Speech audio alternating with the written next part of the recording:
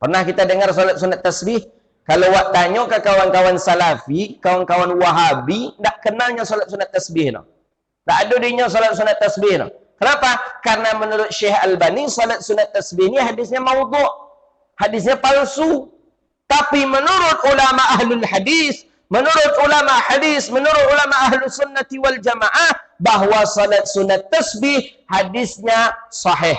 Siapa yang mensahihkan? Mensahihkan hadis itu adalah imam-imam yang selain daripada Imam Bukhari Muslim. Mana riwayat hadisnya? Abbas. Jadi kata Nabi ke pamannya, pamanku, maukah engkau aku tunjukkan amalan?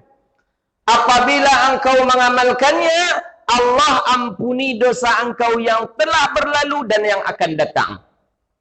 Yang lama, yang baru. Dosa yang sengaja, tak sengaja. Dosa secara sembunyi-sembunyi dan terang-terangan.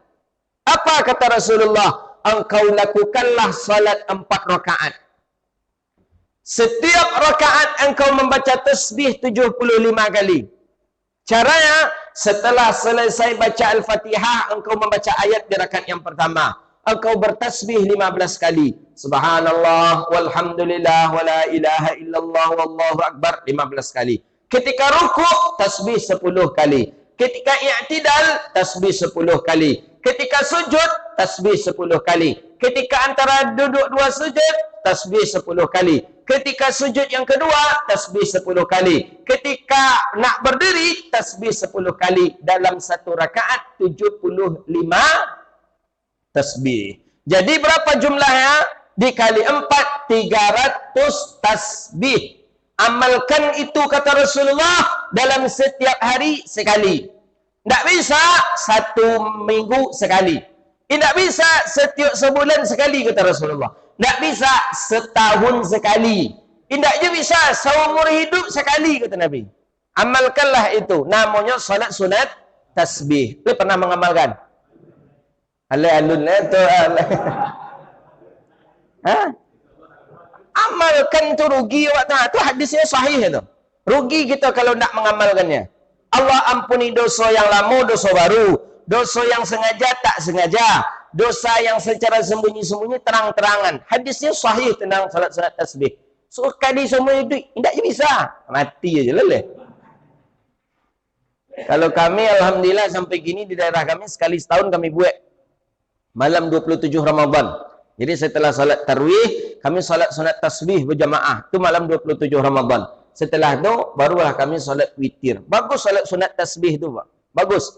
Itu dalam satu riwayat. Dalam hadis yang lain, fa inna likulli tasbihatin syajaratin fil jannah. Setiap ucapan tasbih kita itu sama dengan satu pohon di surga. Sekali wak mengucapkan tasbih, subhanallah walhamdulillah wa la ilaha illallah wallahu akbar, menanam satu pohon di surga. 2 kali tasbih, 2 pohon di surga. 3 kali tasbih, 3 pohon di surga yang kita tanam. Jadi kalau 300 kali tasbih kita, berarti kita punya berapa tanaman di surga? 300 batang. 300 batang tu kalau bok sawit berapa hektar?